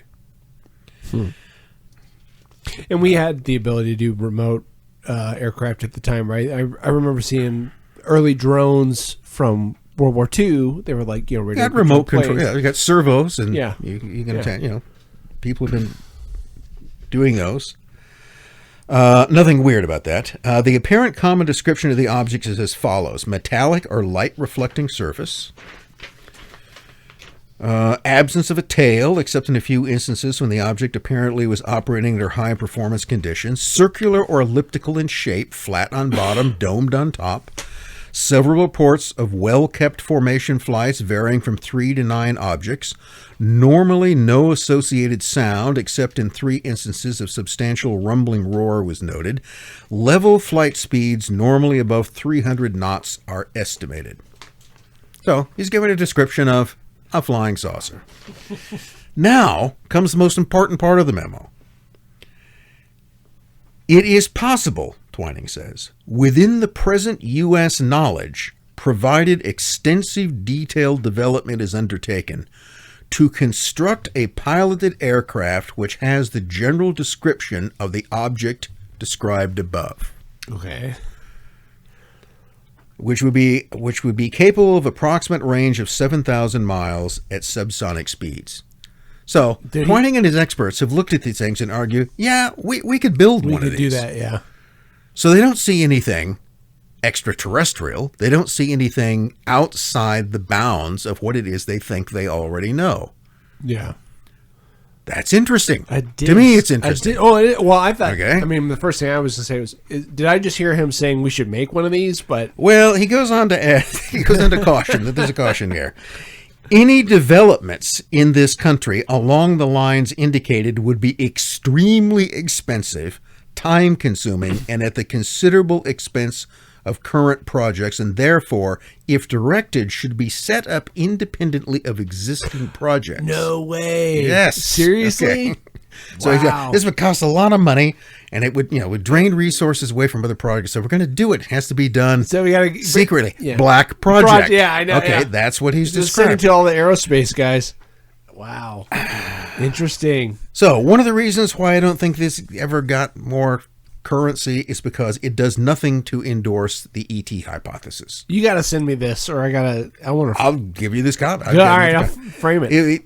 It doesn't do that, and therefore it was never of interest. And I think that's one of the problems with the ET hypothesis becoming so dominant, is that the people who became interested in UFOs became, I'll use the term fixated. They became fixated upon that idea, and therefore were not interested in anything, which is probably why they will not be interested in this episode in particular. Come on. Okay, okay, but that's not. Okay. If a man's I'm not fighting with you, folks. I'm just saying that it's an idée fixe. Well, to me, you have. I mean, I sent off to your compatriot over at Trine Day just a little blurb about me, and I was like, what am I interested in? And looked at my bookshelf. I was like, parapolitics. This is parapolitics. I'm not talking about paranormal. I'm talking about, like, these are alternative from this is how things really work. And he goes on to add due consideration must be given to the following: the possibility that these objects are of domestic origin, the product of some high-security project not known to Air Force intelligence or this command. I mean, I don't know. Maybe the Navy's up to something. We don't know. The lack of physical evidence in the shape of crash-recovered exhibits which would undeniably prove the existence of these objects. So Twining in September of 47 is not endorsing the idea, so far as he knows, that anything... Remember, this is the guy who's the head of the Air Materiel Command, is essentially running Wright-Patterson, and he goes, the lack of physical evidence in the shape of crash-recovered exhibits. Yeah. So it's saying we don't have any. And the possibility that some foreign nation has a form of propulsion, possibly nuclear, which is outside of our domestic knowledge. So he's acknowledging those could be some sort of domestic program we don't know about. We're still not, we don't actually have any physical proof of them. We're going by the other descriptions. It is recommended that, he concludes, Headquarters, Army Air Forces issues a directive assigning a priority security classification and code name for a detailed study of this matter to include the preparation of complete sets of all available and pertinent data. That's what becomes Project Saucer, later Project Sign. That's what begins the whole process. So, to me, from the standpoint of an historian, this is a fascinating little document. Yeah. Because especially he goes, we could, he may be overestimating their capabilities. Well, but they don't seem to see anything which is, this could only come from another planet. No, we could probably do this. Well, the thing It would just be expensive. The thing that shows up in ufology pretty often when they're talking about like, oh, well, we couldn't do a disc, and you see, or what was it, the Avro car, or the this little circular hovering kind of thing that could only get off the ground a little bit. I've always thought, why don't you just have a jet and you just make it look like, it's still a jet, it still has wings, it just looks a little bit more circular. Maybe you tack on some stuff here and there, and hey, it looks like a disc a little bit. It just doesn't seem like it would be. Well, here's another possibility. Again, another alternative narrative, which the Twining memo of 23rd September 47 would fit into. So what he's arguing is that, yes, if we went to spend a good deal of money, we could probably build one of these. And if we're going to build one, we need to do it under some sort of project which is not connected to anything else. So, as a result of this memo, was there a block project to develop flying saucers begun in 1947, and that much, not all necessarily, but much of what follows in the whole idea is a result of that? People were seeing flying saucers because a secret project was building flying saucers, and therefore you have to have the public disinformation campaign, which should convince people that there are no flying saucers. Mm-hmm. Yeah. All right. I'll buy it. See? It works all too well. Well, it doesn't mean that it's true. It just means that you've come up with a good story that would explain these things. It's a tantalizing possibility. Now, there's another idea that sort of fits into the intelligence realm. Maybe, and this is the psychological warfare element, maybe you want the Russians to think that you found a crashed alien saucer. Yeah. Because that might mean that you could get a hold of some sort of, the Americans have now gotten a hold of Martian technology. What are they going to do with that? Right. There isn't any crash saucer, but you'll sort of create the possibility there might. I mean, you'll leak the story, then you'll deny the story, which then makes it even more suspicious, because that means you're trying to cover something up. Mm-hmm. Now, listen to this, kids. If you're trying to fool people, okay.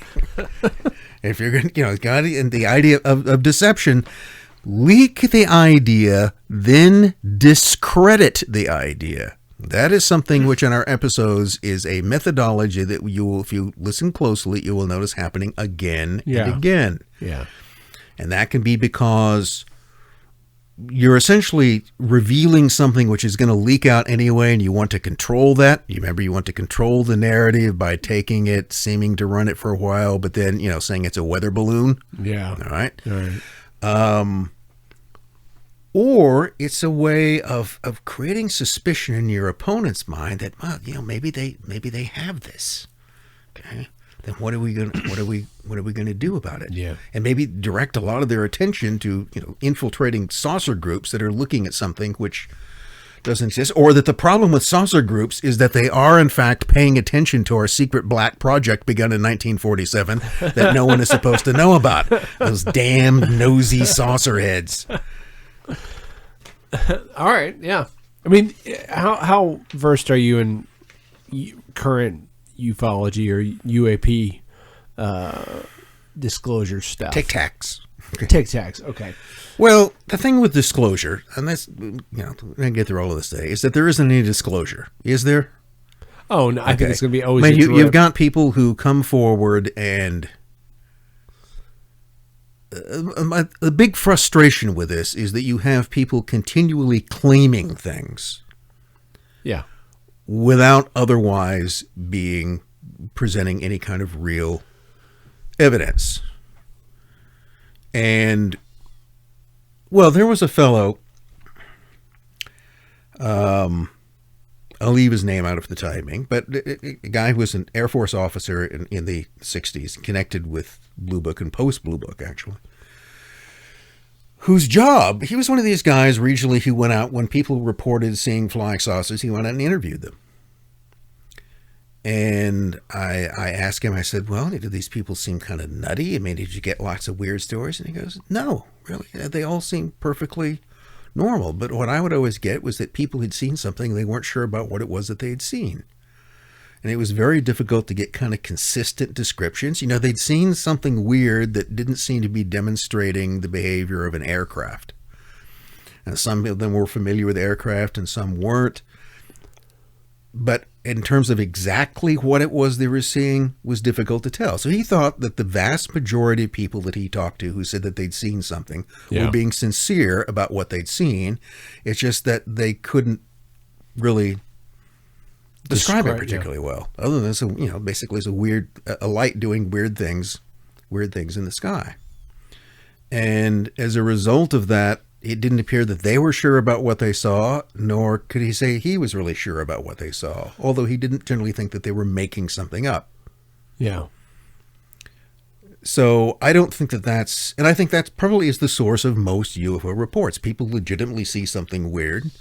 I think it tends to be a smaller group of people who will often seize upon those things to exploit them. With that in mind, I would jump to another story from this period, again from the early 1950s.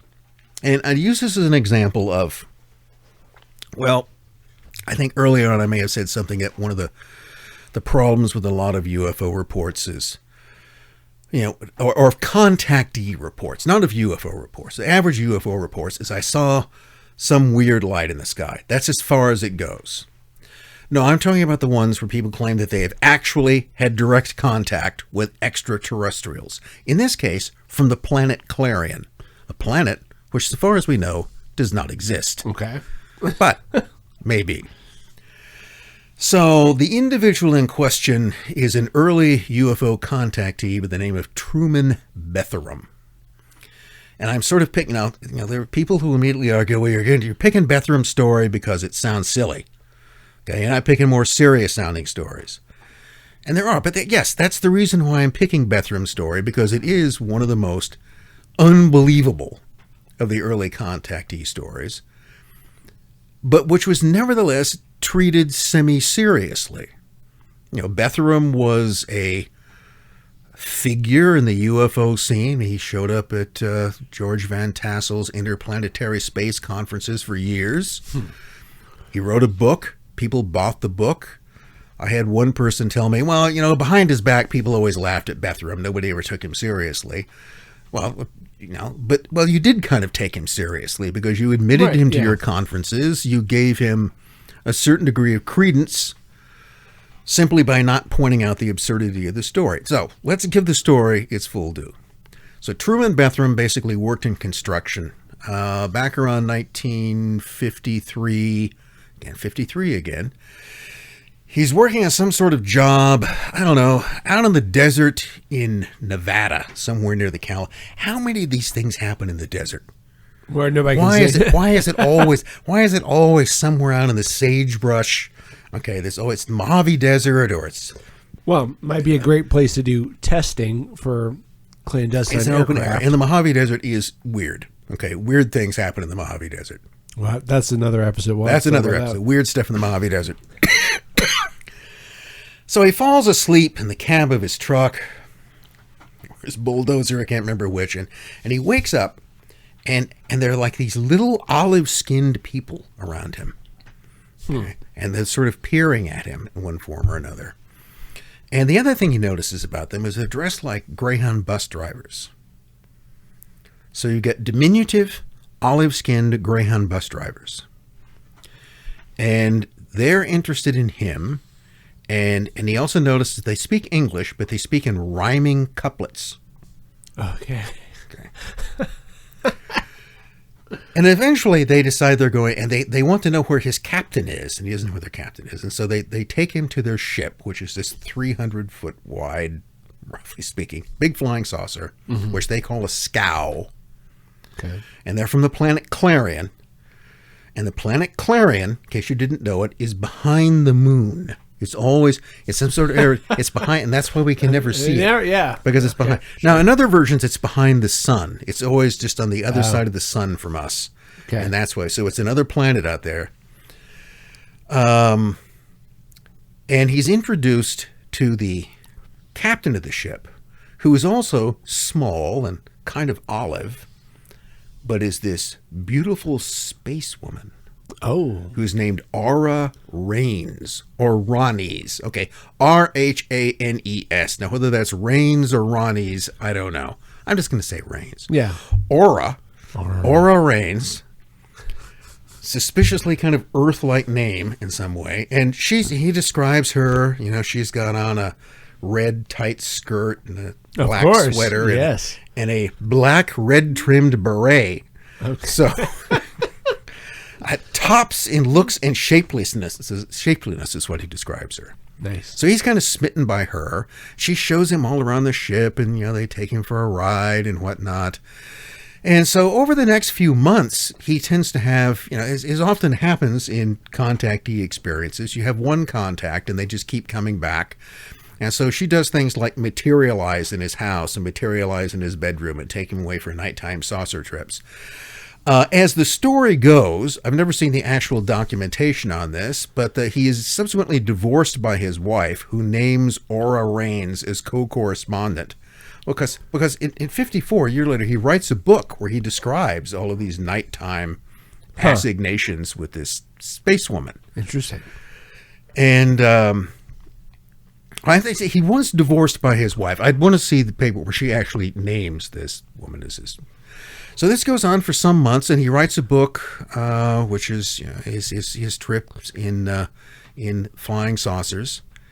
Aboard a Flying Saucer. There we go. That's the name of the book, published in 1954. Probably still in print somewhere.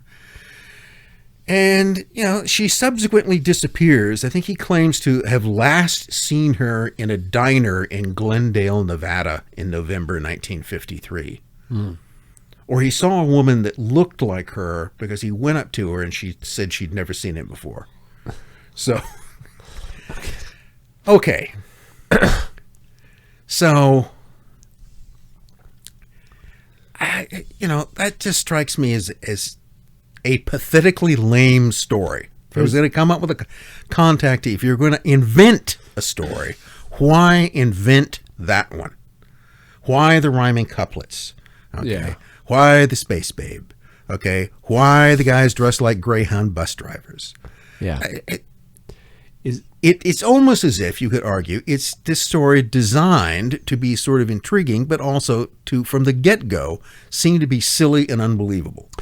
Well, that's like the Men in Black thing, right? I mean, the Men in Black are supposed to be odd and absurd to the point where you can't really believe that you ever saw them, but that's kind of the idea. Yeah, it's behind. Well, so again, Bethram remained a kind of, not a major figure, but at least a fringe figure in the early sort of saucer scene. He did sort of drift over, not too surprisingly, you find, one of the things that the Clarionites would say is that, or things are very violent, and you're all probably going to kill yourself, I'll come back 1,000 years from now and the whole world will be a desert. You should really learn how to behave better. I mean, good advice, but it's not like they give any practical solution to it, except the usual thing is you have to give up nuclear weapons. Yeah, you have to disarm. This, again, is why there were people in CIA and in the military who thought that there was some sort of subversive. I mean, okay. Yeah. So remember, in the 50s at least, and even in the 60s, the U.S. has a large advantage in nuclear arsenals. Yeah. And therefore, the whole argument against having lots of atom bombs was just the type of things that the Soviets would incur, because that would mean that if we got rid of ours, they wouldn't have to build any. So it would sort of suit their general purposes. Which isn't, again, to argue that everyone who was involved in the nuclear disarmament movement was a Soviet agent. They weren't. Right. They were very sincere people. But some were. And the general message of the movement served their interests. It was one of those things that you would want to encourage. Right. So why do you tend to find that as the continual, among all the space people who come in, you never have anyone go that nuclear energy is good, build more bombs. Yeah, well, I mean, okay. So the nuclear, anti-nuclear protest, like in Germany, and then kind of spreads over here or is happening around the same time, that's like in the 60s and 70s, right? Yeah. Okay. So is it a widespread sense in the 50s, early 50s, that nuclear energy is bad, or is it still the atmosphere? Well, it's mostly nuclear weapons are bad. Okay. So everybody gets that hydrogen bombs are bad. Okay. So you should stop all. You should stop testing them. Right. You should stop doing any stuff with that. So the anti-nuclear testing, the anti-nuclear weapons, a weapon which at the time the U.S. had a clear advantage of in terms of stockpiling, the rest all seemed to fit generally with a, well, so this nobody in the Kremlin would be happy about people doing that. So it was something that, again, from a psychological standpoint, could be exploited. And probably was. I mean, why wouldn't you be exploiting that? So you got all these different saucer groups, which all usually combine some sort of theosophy. They all go in that. You know, the idea is that the Space Brothers now just become the ascended masters, and they're all here to guide us into a great and glorious future, which includes giving up atom bombs and all liking each other and being nice to each other a lot. Never any, they never hand over any technology. That's one of the things, as far as we can tell. Sure. Okay? Yeah. But you never get that. Only to the Nazis, right? Look, one thing they never do is they come in, land on the White House lawn, and come in and go, free energy. Here we go. Yeah. Okay, that would cause problems with Westinghouse and other places. But nevertheless, they never do that. Nothing. Here's a cure for all known diseases, all the rest of this. You can live. Okay, that never happens. There's never any direct material benefit that comes from this. But there's a lot of scolding about how warlike and unpleasant you are and how many of those atom bombs that you should get rid of, which isn't bad advice either. When was the 9 with, who was part of this? Was Puharich? it Puharich? 50s? The 50s. Okay. Getting around 53. Okay, so so I'm just trying to get at the cultural history a little bit to think about like what's in the milieu as far as, and these are maybe more avant-garde circles that we're talking about. If you're like into theosophy and stuff like that, but it sounds like the Star Trek kind of like, well, you just got to let people develop. Like that's a spiritual, you have to ascend out of your Lemurian phase or whatever. I mean, was this like kind of baked into all of this stuff? Like, they're bad, but we gotta do it ourselves. Well, they're always here to help. Yeah, they're messengers, but they're not going to.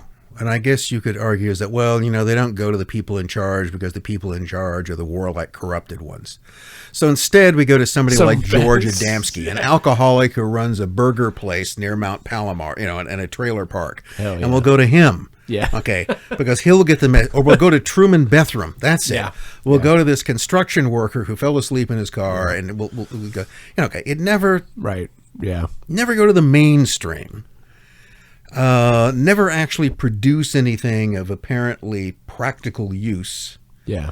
And give a lot of, vague feel-good advice and, general suggestions that you should all be nicer to each other. Well, Bethram, it goes in that route as well. He eventually ends up in Prescott, Arizona, all right, leading some sort of group, some sort of spiritual community and becoming their spiritual advisor. So there's always that kind of element with him as well. So the contact with the space people is a religious experience. Yeah. That's fundamentally what it is. And it's visitation by angels in modern dress. Yeah.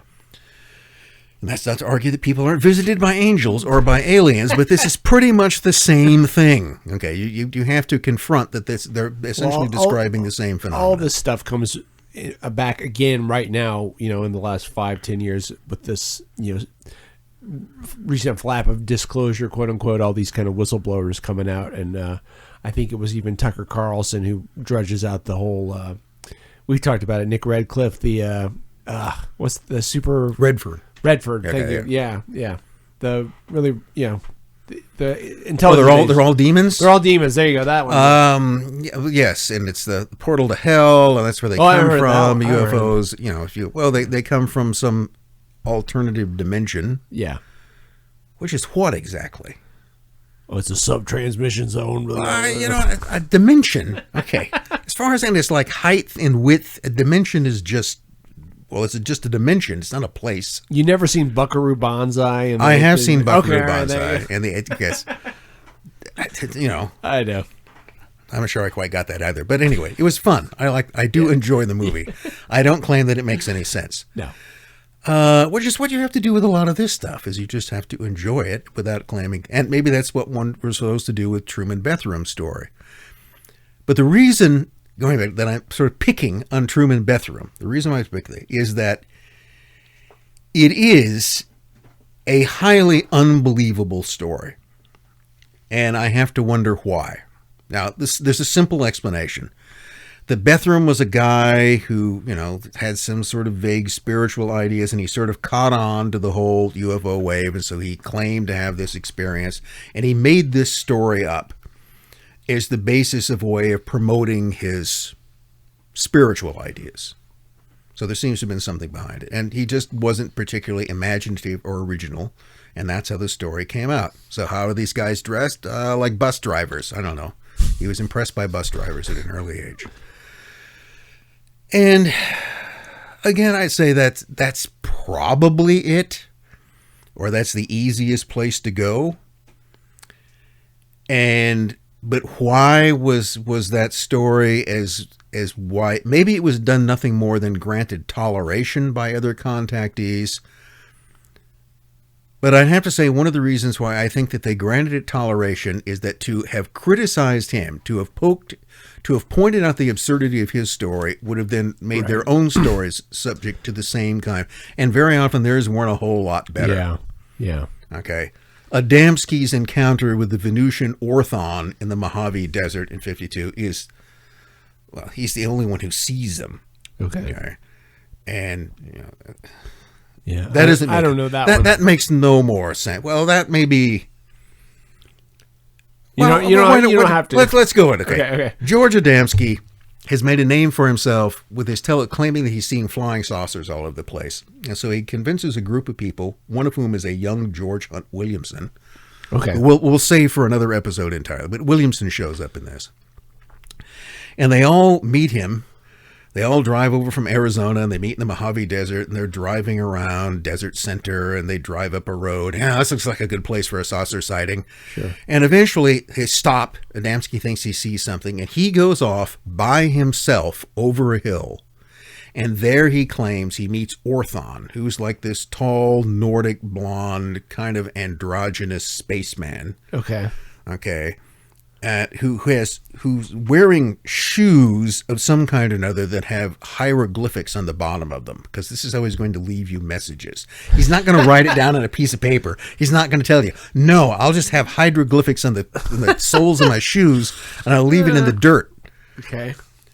In the meantime, all the rest of them, including Williamson, as Williamson later readily admits, are all over on the other side of the hill taking pictures of anything they think they can see. And, some of them maybe vaguely remember seeing some sort of light come and go, but none of them set eyes on Orthon. Yeah. And Adamski comes back and says, I just talked with this Venusian, and he told me. And they just, just believe him. Right. So that's, and Williamson, who would promote these old ideas of his own, would later admit that, well, we were all just kind of, we were enthusiastic about it, and we were probably overly credulous. We let our imaginations run away with us. Because he's looking back, I really didn't see anything. It's a nice way of saying I lied. On that particular day. And coming from George Hunt Williamson, that's an interesting admission in some ways. So, but there's no, Adamski would go on to write his whole book about, riding around in flying saucers with portholes. Yeah, right. Why do they need portholes? Yeah. So why you would design them? And he has pictures of a flying saucer that looks almost identical to a industrial lamp shield. Huh. I mean, that's what it is. Okay. I mean, either that or someone designed an industrial lamp cover that looks almost exactly like a Venusian flying saucer. I don't know how that came up. So now this is the thing about it, is you can go on all day and you can poke fun at these different stories because they're poke funnable. That's the way they're written. There's no way to really make Truman Betham's story or Adamski's story sound any more serious than it is. Adamski, I think is easiest explained as an opportunistic charlatan. I mean, this was a guy who 10 years before had run the Royal Order of Tibet, his own sort of religion. Okay. Had claimed to have been taken off to Tibet and schooled by the ascended man. He was never in Tibet. Right. Okay. Never went there. Didn't he have some German connection? Was he German himself? He's Polish. Polish. Okay. Okay. He was born in Poland, raised in Buffalo, I think. His father was I've heard stuff about, the Nordic alien stuff and all these, that George, and then other one, Hunt Williams, and then another George who was a UFO guy in the 50s. George Van Tassel. Van Tassel. And then there's the British George King. They all had some. He was the cab driver who got his, they started talking to him while he was driving his cab. I hadn't heard that one. Yeah. And then he formed the Aetherian Society, which is still around. So is this how all the New Age stuff kind of gets pulled into this? It's all New Age stuff. Okay. There's always this kind of religious dimension to it, and it involves channeling and Ouija boards. Yeah. I mean, that's how George Hunt Williamson makes his first contact with the space people, is that he and his friends they make their own Ouija board. And then, so what's the espionage bit on this? Because they're interested in the occult, right? I mean, are they coming for that? Are they coming for, like you said, UFO people looking at the sky? I'd have to delve into Williamson to some degree, and I can tell you. I don't want to go into too much of the story now because I think he deserves his own episode. But one of the things that intrigued me about Williamson is that this was the guy who, in his heyday as George Hunt Williamson, before he changed his name and became someone else around 1960, which is odd. He did a fair amount of international travel, and the thing that I discovered in tracing his coming and going to the U.S. is that he traveled in and out of the United States on the same passport, the same passport number, under 3 different names. So he used the same passport to travel as George Leonard Williamson, which is what his real name was, which I suspect the passport is issued to because that was his legal name, as George Hunt Williamson, which was his pen name, and then as Prince Michel de Brenovich, which was the name that he adopted later on. Okay. And he comes in and out of the country, in and out of Britain, using the same passport with 3 different names, which probably he accomplished by getting some sort of State Department endorsement in order to use those names on the passport. Or something else weird was going on. But that's odd, don't you think? I mean, I don't know. Wouldn't that sort of... things are a bit more relaxed in that period, but still... Change your name 3 times. Using the same passport to travel and enter on immigration documents in 3 different names is peculiar. And I can think of certain types of people who can do things like that. Yeah. And they're generally connected with alphabet agencies of one form or another. Well, I won't spoil that one because Yes. I really want to ask, what next, but we'll keep moving. But, so yes, and that was the thing. It was Williamson that got me looking at this. And, again, a person who is, a liar, a person who's quite adept at making things up, but who's, it's later on goes to work as a instructor at a small Florida Naval Cadet Academy. Huh.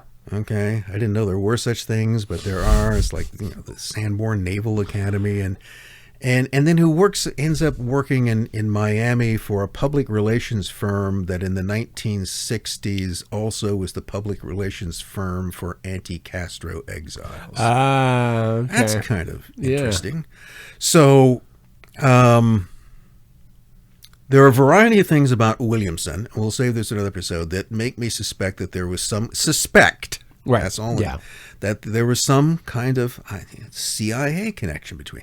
And here's a guy who's also, for 10 years, one of the big cheese in the early contactee movement. Yeah. Even though Williamson himself never actually claims to have contacted an alien in the flesh. He just does it by channeling them. And all the people... He's a psychic. They come to his... Doesn't he have like a... He leads a whole group of people off to go to the Andes. Okay, they go to Peru. Oh. And starve. Well, he takes off. His first wife dies there of malnutrition. Wow. well, but malnutrition was one of the contributing factors to his death. Well, or to her death. Well, he's off traveling elsewhere. And I find it very, very interesting that he manages to set up for a time the headquarters of his little spiritual mission in Peru, right next to the main CIA station in the Andes region. Wow. That's an interesting coincidence. Okay. So, you see, this is where these things, and that really, Williamson was the thing that began to make me sort of go back and look at some of these other things. Yeah. So here's, and maybe this is a way to sort of wrap things up for today, is to take that apparently, Bethram story about bus drivers from Clarion and, beautiful alien scow captains. Yeah. As to why, so either he just can't come up with a better story. Yeah. Or maybe he actually believed this. I mean, that's one of the things that you can sometimes find, is that people will, why does someone come up with such an unbelievable story and continue to tell that unbelievable story? Could it be, in a sense, that they actually, in some way or another, are convinced that this actually happened to them? Now, how could that be the case? Well, he fell asleep, and then he had these experiences, or he thought he fell asleep. Or he was drugged. Uh-huh. And, okay, so remember that thing, the early sort of CIA memo I go back to from 1949, where these guys are giving a talk about how we can use hypnotic suggestion to plant memories in people's heads and remove memories from them. Did we talk about that on the show, or we just... I think we've mentioned it before. But anyway, you emailed me haven't. the thing. In 1949, there was a meeting held in a private home in New York where two people from the CIA gave a talk to others, a group of people there. The FBI was not invited, but they were interested in what went on, so it's their report on this. And the two men, one of whom was Cleve Baxter, master of the lie detector, who gave a talk essentially on the use of hypnosis and the wonderful things that you could accomplish from this. And one of them was the ability to plant false memories and to remove real memories. Now, they didn't actually say that they had done that, but they thought that was a promising field of endeavor in 1949. That was something we discussed in terms of James Shelby Downard. It's where Downard got all these weird ideas. How you can become so convinced that something that seems to be so impossible could be true. Because that's what your memory tells you. Yeah. So again, I would just suggest, for the sake of argument, for the sake of an interesting story, if nothing else, that could Bethram have been subjected to, when is this happening? 1953? MK Ultra started the same year. How interesting. I was waiting for it. Okay, so we know that they're out there. We know that they're messing with people's heads in a whole variety of ways, which we'll never uncover because they managed to burn all those documents. And to simply take an experience. So if one of your jobs was, or one of the ideas was to make people who claim to see flying saucers look silly, so that most people wouldn't believe them, that this would just look ridiculous. Let's take this guy and let's just implant a memory. Let's make this and kind of encourage him to go public with this and to keep encouraging him to go public with it. This is the reason why, if you look at George Van Tassel's interplanetary space conventions, which go from 53 up into the early 70s, I think, to 71. Every year, thousands of people come out to Giant Rock in California, and they listen to people like Bethram talk and George Hunt Williamson, and they're all there, and it's the whole variety of charlatans, hucksters, true believers, mystics, madmen, the rest of them all there. But this is where they all come together and share their experiences and ideas. But also think of what a wonderful opportunity that is to control everything which speaks. First of all, to monitor everything which is coming out of this. So what's going on in the flying saucer sphere? What are all these people doing? What are they talking about? How can we get someone to give a talk there that will be influential in some way? Of creating and then guiding the evolution of a whole narrative. So most people, Project Blue Book will convince most people that there's no there when it comes to flying saucers. That's what the officials say. But for those stubborn ones, or the obsessives who still suspect that there's something going on, we'll find another way to mislead them. Yeah. We'll bring in all these other stories, constantly send them off chasing in all of these directions where there's nothing there. So is that to cover up a secret technology program that we started in 1947 and continued for years after that? Is it simply to mess with the Russians to make them think that there might be some sort of alien thing that the Americans have? Let me leave with this. We'll bring one more element into this. There's one of the things that Roswell, going back, gets mixed up with today is the whole idea that, remember, as we went through the early stories, there's no mention of an actual craft, and there's certainly no mention of bodies anywhere. No one brings that up. That appears neither in we captured a flying saucer or we found a bunch of sticks and foil out in the desert. But where that does come from, here you got a case of two things that blend together. So, not long after this, in 48 and 49, there's a guy by the name of Silas Newton, and he's got a buddy by the name of Leo Gebauer. They're con men. Okay. They're doodlebuggers, which they're guys who Gebauer knew about electronics, or he knew how to connect wires to make lights blink. Okay. And Newton was had a gift of gab. And so what they would do would be to concoct and sell instruments that supposedly could detect gold, oil, whatever you want, whatever you're looking for. You want to find gold? We got a doodlebug here. Yeah. And you go around, the lights will come on, and you'll be able to find it. A lot of recent health doodlebugging. Yeah. So that's what they did for a living. And there were the convictions to prove it. Okay. And in fact, they'll be convicted in 1953 for fraud in another case. So they were professional fraudsters, fakers. No doubt about it. Well, Newton begins going around. He actually at one point goes to like a university classroom. He goes in and gives this talk in this university classroom about his experience and this case of a crash, not of one, but eventually of three saucers and bigger ones. They're like 30 feet in diameter and one's 100 feet. And there are the number, first it's 8 bodies, then I think later it's 16 bodies. The saucers keep getting bigger and the number of dead aliens increases as the story goes on. So there are multiple crash saucers, and this is generally pinpointed around Aztec, New Mexico, which is way up in the northwest corner.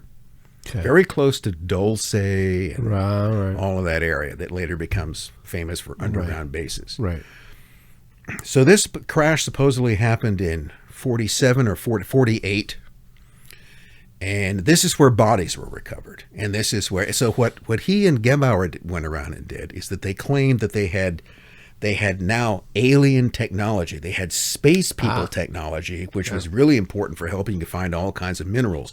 Because if there's one thing the space people know about, it's where the minerals are. Yeah, they need you for gold, man. That's gold. Aliens know about gold. This little green man can find gold anywhere. Got to fix their atmosphere. Sniff it out like hogs. So hog after a truffle, alien after gold.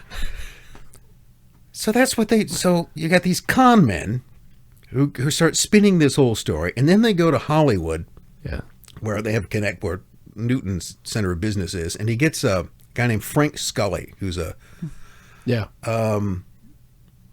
entertainment journalist. He writes for Variety, I think at one point the Hollywood Reporter, and they tell this story to him. And first Scully, tells their story, sort of breathlessly brings the whole thing in a series of articles in Variety, of all places, and then eventually that becomes a book published in 1950 called, I think, Behind the Flying Saucers. Behind the Flying Saucers, I think. Maybe Beyond. I'm sure it's Behind. Okay. So that actually gets some kind of press and credibility, because it's now got a Hollywood writer and publicist behind it. And, but then it's subsequent innovation, and that's where the whole story of dead alien bodies comes in. But again, subsequently, these guys are completely unreliable.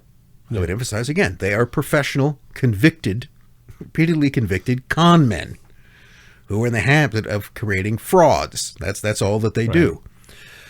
Newton eventually sort of confesses that the whole thing, yes, was a fraud. It was a story that he made up. But he he adds an interesting thing to it. Now keep in mind, this is from a professional liar, so you can't take his word for it, who says that, it was Air Force guys who encouraged me to tell this story. They wanted the story spread around. So they told me, they gave me little bits and pieces and told me to go and do this. So he's always arguing with the story might kind of be true because they were I didn't see any of this personally. So that's the story that, even though it seemingly is discredited, it's like the Maury Island thing, even though the people who came up with it will then say it's a hoax. But then you got this whole idea of, what if in this case Newton's sort of telling part of the truth? What if he actually was encouraged by Air Force personnel to spread this story? Which then creates the interesting question of why. Why? Well, why would they want a story spread that could then be debunked? Yeah. Okay, let's get a con man to go and tell this story, get it widely publicized, and then collapse it. Sort of simultaneously keeping the whole thing alive, but then also trying to derail it. And while that doesn't seem to make much sense, the guy had argued there actually is there's a purpose for that. There's a methodology in it. Because to most people, you're leading them away from it. And from those who won't be led away that easily, you're misleading them by creating. But that's where the whole dead alien bodies come from. And that's somehow, and then later when Roswell sort of gets recycled, when interest starts again at the end of the 1970s, there seems to be this residue of the Aztec story that now gets rolled into that. Why? Because it makes it a bigger story. The fish is getting bigger. Right. So now you can throw in the bodies. But that's where they come from. From, again, a story told from an utterly unreliable source.